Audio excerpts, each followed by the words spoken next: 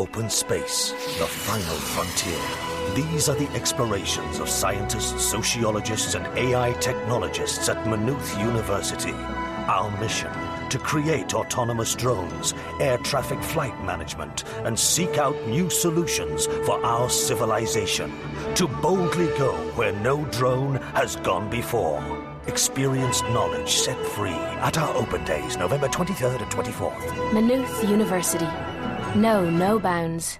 Welcome back into the last segment of the week, the Sportsmemo NFL Every Game on the Board podcast. We're doing the bottom half in this segment with our guest, Robbie Veno. Rob, welcome in. How are you? I am great today, Drew. Looking forward to the weekend. We were just talking off air a little bit how these Fridays just keep zipping right by us. It seems like we're doing a Friday podcast every 24 hours almost. Yeah, it's crazy, man. College football, what?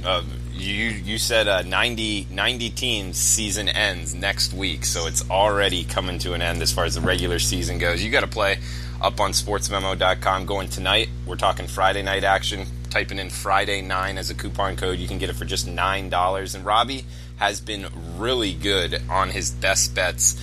College football totals going 31-15, 67% on the year. Like we said, we're coming to the end of the regular season. He's still hitting at a really good clip here. So check out sportsmemo.com for Robbie's best action. He's loaded on Saturday as well. And guys, we just dropped the 1 year all access price, $750 worth of savings. You can get every play in every sport with Robbie Veno for just $9.99. That's $2.74 a day. So check that out at sportsmemo.com. It's only good for Friday.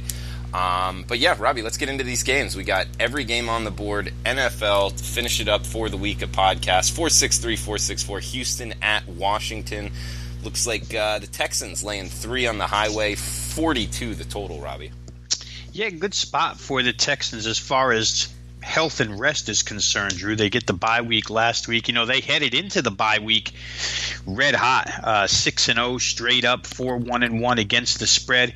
I think that the bye week obviously would help Demaryius Thomas integrate into that offense. Remember, they got him from Denver right before they played Denver. Had the week before the bye. So now coming out of it with the extra week to prepare, I think that the receiving core should be in pretty good shape here. You still have the problems for Washington and that offensive line so banged up.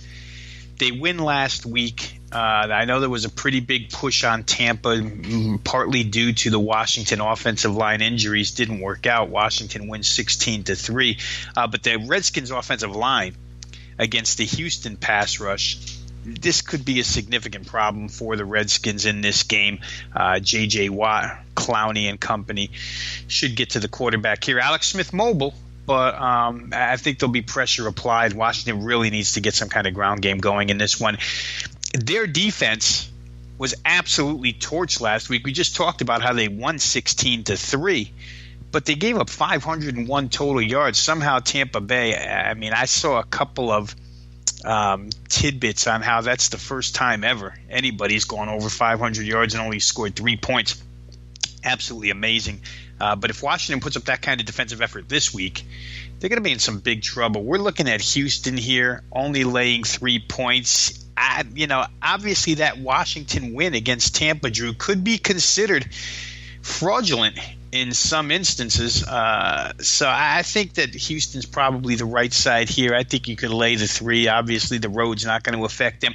The weather, when we were on yesterday for college football, I was in the middle of a snow and ice storm here outside of Philadelphia, but the weather really is going to pick up nicely on the East Coast for Saturday and Sunday.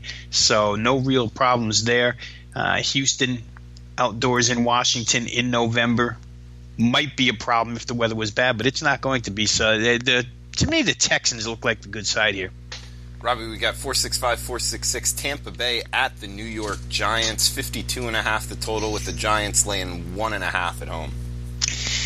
I don't know. I watched that game Monday night, and obviously the Giants pull it out in the end, and I listened to Joe Tessitore go absolutely crazy, proclaiming Eli's back. Great latent drive. None of that's true, Drew. Obviously, that's just a lead announcer getting overexcited. But it did it did trickle a little into the next day. We saw a lot of talk about, Eli Manning, great game-winning drive. Eli Manning is Eli Manning. Forget about what happened at the end of that game. If he gets time to throw the football, and you and I had that game as part of the podcast last week, and I know in the analysis I had thought that he might get that extra bit of time against the San Francisco pass rush. He did. He, led the team down the field to the game-winning drive and had a decent day. Against Tampa Bay, he's likely to get a lot of time as well. Now, Gerald McCoy back in the fold last week, and, the Tampa defense had a pretty good day against a depleted Washington offensive line. But I think Manning gets time here. Tampa Bay's defense has been rotten all season long. No reason to think it's going to change here against Odell Beckham and Sterling Shepard and that pass receiving core. Expect the Giants to score their share of points, but the problem for them is going to come on the other side where, I tell you what, there's just no way if Tampa puts up another 500 yards, they're only going to score 3 points. And the Giant defense really doesn't have much in the way of resistance to stop them. This total, 52 opener, down to 51.5, and then bump back up to 52. It looks like it might get even higher, Drew. We're still here on Friday. I wouldn't be surprised if we see 52.5, 53. But remember, if you're playing these totals, all those numbers, once you get over 50, they're all key. 51, 52, 53. Every time you cross, especially 51 and 52, it gets a little bit harder. So if you like the total here, I'd get involved now. I don't see it going down any. You'd much rather, if the game lands 28-24, you'd much rather walk out of there getting your money back than you would playing late and catching 52.5 and having a loser. Offensive battle, to me, I don't see either side really stopping one or the other. Robbie, heading out west, we got Denver at the LA Chargers, 45.5 the total. Looks like the Chargers laying 7. They are one of the best teams that's not – and they're getting more chatter around them now, Drew. But they have just very quietly gone about their business all season long. If you take a look at the AFC, and I know – Kansas City's been the star of the show so far this year in that conference, and Pittsburgh is coming on like crazy, and New England with Tom Brady is always going to be talked about in the mix for the AFC Championship game. But I tell you what, if you take those 3 teams and add San Diego in, the only team out of those 4 that plays real defense is the San Diego Chargers. They could be a handful in the playoffs. I've talked about it more than once, what I like about this team. Not only do they protect Phillip Rivers better this year, but they run the football much better this year. They found an element of the outside run game that's really come up big for them. Melvin Gordon's having a big year, and Phillip Rivers attacks downfield. There's no side-to-side nonsense with this team. They go down the field in chunks. Denver's already talking about – I saw a couple articles this week about how maybe they should just consider this year gone and start the rebuild by shipping Von Miller out. Crazy to think that at this point in the season the team would be thinking that way. Of course, that's just beat reporters and writers speculating on what Denver should do, but it has gone downhill quickly for them. Case Keenum has not been what John Elway projected he might be as a starting quarterback here. To me, boy, 7 looks awfully cheap, Drew. I don't know. The Broncos, pretty good defensively, but they're not great. There's certainly that unit is lesser than it's been in the past few years. And like I say, the LA Chargers are just relentless on offense, and they come at you on defense. And I've said it before, I'll say it again. When they get Joey Bosa back, they're going to be really, really tough. We had all thought that when he went down to start the season, the pass rush wouldn't get there. The pass rush has gotten there so far this season. Once he's ready to suit up, going to be in good shape. But I like him here. Chargers at home in front of nobody because nobody shows up to these games. So, it's not much of a crowd effect to help them out. But Phillip Rivers has ignored all of that and played real well this year. I like LA -7. Robbie, we got an ugly one, a 1 p.m. Pacific kick. Oakland at Arizona, 41 the total. Looks like the Cardinals laying 5.5 at home. It's really difficult, Drew, to play Oakland in any way, shape, or form right now. Last week, fairly good defensive effort against the Chargers, still results in a 20-6 loss. Chargers cover a double-digit number because Oakland just cannot move the football. John Gruden has really varied in sections of this season as to how they were going to play offense. He wanted to play offense as a ground and pound type team to start the season. Then he said Amari Cooper would be the centerpiece. Then they traded Amari Cooper. Then he brought Doug Martin out as the new centerpiece, and none of it's worked. Derek Carr's having a difficult time. The offensive line has suffered some significant injuries, which has hurt Derek Carr. He goes down 4 times last week. They lose 40 yards on 4 sacks last week against the LA Chargers. So as bad as Arizona is, I just think I see more of a light on the horizon where they're concerned. Josh Rosen has not been horrible. I mean, he's obviously been thrown into the fire with maybe the least amount of weaponry on offense in the NFL. They're the lowest scoring team, certainly only 13 points per game. 41 is the total here, and sometimes when you put 2 bad teams together, they wind up scoring against one another, but I don't know that that's the case here, Drew. I just think that these teams are so limited offensively. Off of what I saw Oakland do defensively last week, it looks like that's where they'll have to hang their hat for the rest of the year, and certainly Arizona's found that out throughout the season. Maybe under 41, a good way to go. As much as I dislike the Raiders, laying 5.5 with Arizona is as difficult for me as taking it. So probably leave the side alone. I might look at the total under. Few games left here, Robbie, and just a reminder, guys, we did lower the 1-year all-access pass, $750 actually, just today, flash sale Friday. So you can jump on Robbie, Teddy, any of the Sports Memo handicappers for just $999. Get every single play and every single sport, no matter the designation of the play. That's all of them for just $999. That's $2.74 a day. Something to check out at sportsmemo.com. Also, coupon code Friday9 at checkout for Robbie's college football Friday night action tonight at sportsmemo.com. We got the Sunday. Well, it isn't the Sunday night game because of the flex scheduling. We got Pittsburgh at Jacksonville, 1 o'clock Eastern kickoff. Robbie, 4.5 or 5s. That's what the Steelers are laying on the road. 46.5 the total in Jacksonville. Yeah, the Steelers talked about Houston's point spread records a little bit ago, Drew, the last few weeks. But Pittsburgh's as hot as anybody right now. 5-0 straight up, 5-0 against the spread, averaging over 35 points per game. The offense has really come into its own after struggling a little bit to start the season. And the way Jacksonville's playing defense, it's kind of hard to see that changing anytime soon. Last week, Jacksonville goes for over 400 offensively, but still lose to the Colts. Andrew Luck and company obviously have had a much better offensive season than they have had in the past, but they're not the Pittsburgh Steelers offense by any means. So I'd expect Jacksonville to have trouble again. The infighting that took place when they headed into the bye, I thought maybe coming out of the bye in a divisional matchup, this team would be ready to go, and we got what we got last week, a 29-26 loss. So I don't know that Jacksonville shakes this for the remainder of the season. For all who projected them to be to possibly dethrone the New England Patriots as the AFC representative in the Super Bowl, that seems to have gone out the window, and I don't know that they're even going to finish out as a 500 team the way things are going here. What was pretty good last week was their offense over 400 yards.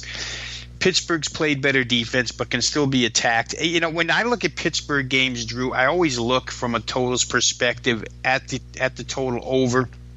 Here we're staring at 47, and to me it doesn't seem that hard to get to 47 points in this game. Jacksonville's still suffering defensive injuries. Now, A.J. Boye may come back to play corner for them this week. We'll see. He's an important cog in that defense, but they just have not been the same pass rush-wise, anything-wise. I think Pittsburgh attacks on all 3 levels makes it real difficult for Jacksonville here. Laying 5, on the road, not always easy, but it is a dead number. Maybe you can get there with the Steelers, but I think over is probably the best play here. I think that Jacksonville's going to find themselves with Leonard Fournette back in the lineup, going to find themselves reverting to primarily an offensive-based team rather than a defensive-based team. And when you match up with Pittsburgh, a couple offenses that can move the football against one another, I think that all adds up to an over. Robbie, we got the Monday Nighter.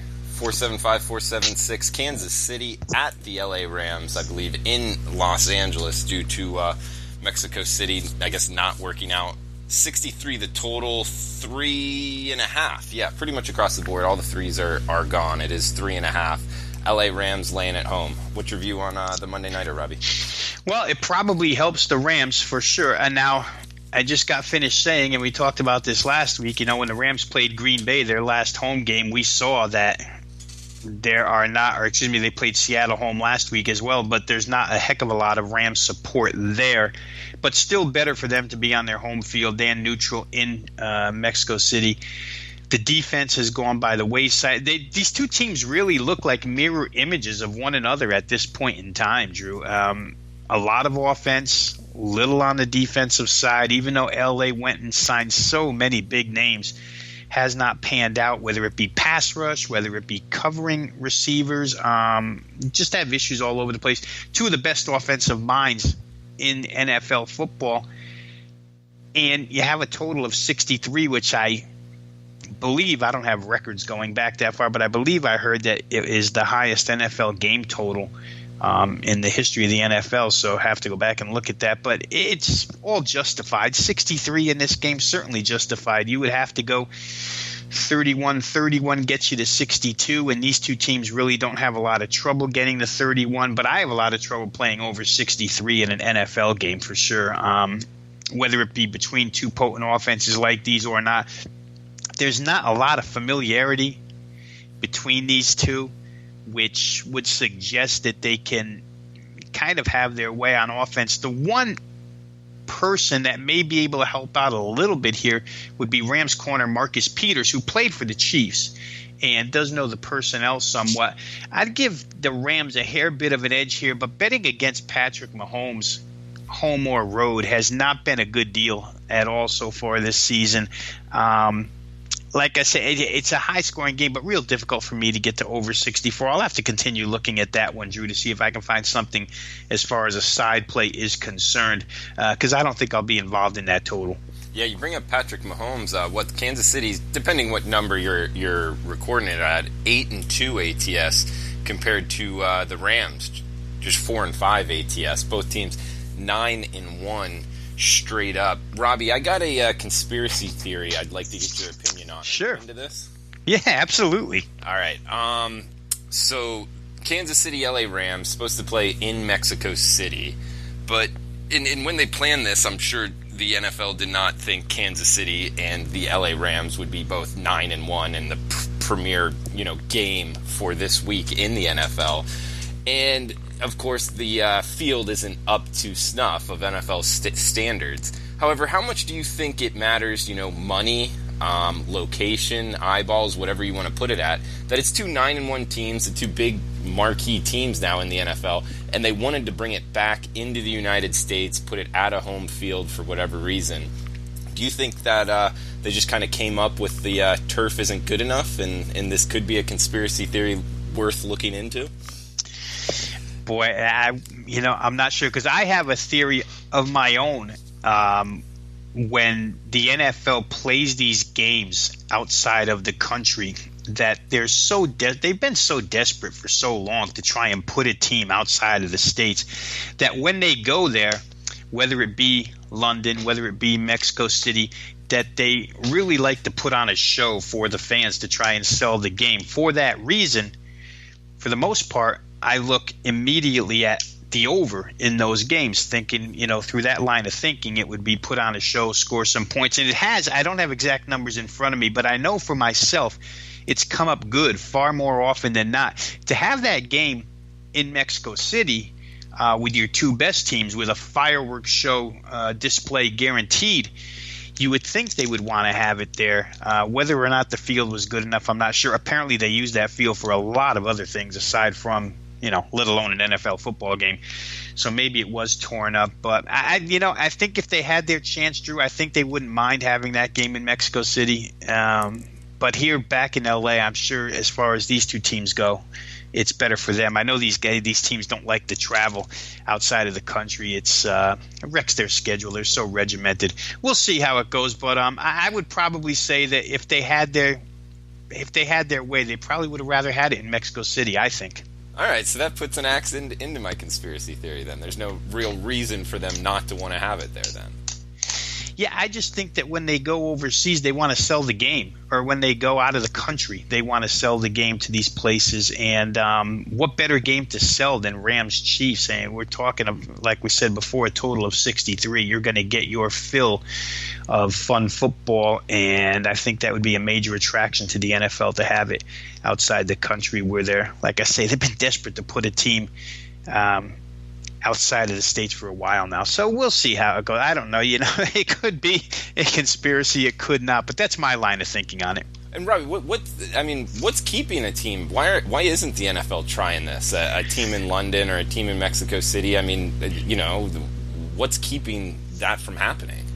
I know that they've tried to kick the Jacksonville Jaguars to London for a while now, and their owner, seemingly the most willing to go, but I don't think that these players really want to go. It's got to be a dispute between the league and the players union, I would think.